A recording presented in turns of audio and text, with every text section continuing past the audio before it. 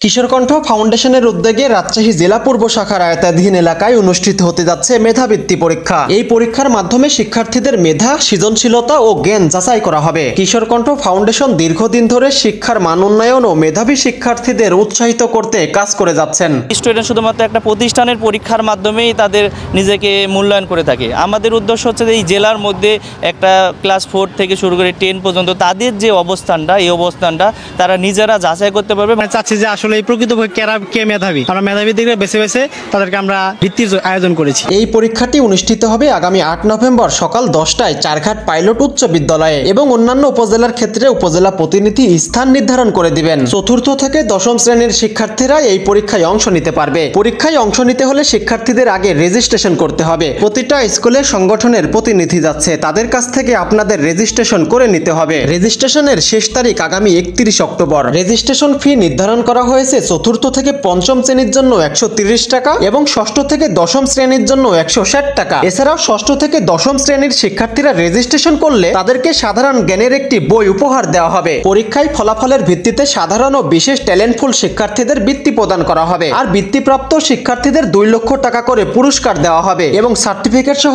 বিভিন্ন উপহার সামগ্রী প্রদান করা হবে। এর আগে রাজশাহীতে কিশোরকণ্ঠ ফাউন্ডেশন কর্তৃক আয়োজিত মেধাবৃত্তি পরীক্ষায় শিক্ষার্থীরা অংশগ্রহণ করে বিভিন্ন পুরস্কার লাভ করলে তারা আরো উৎসাহিত হন এবং কিশোরকণ্ঠকে ধন্যবাদ জানাই। আমি 16 উচ্চ বিদ্যালয়ের একজন শিক্ষার্থী। 2024 সালে কিশোরকণ্ঠ মেধাবৃত্তি পরীক্ষায় আমি বিশেষ উত্তীর্ণ হয়েছি।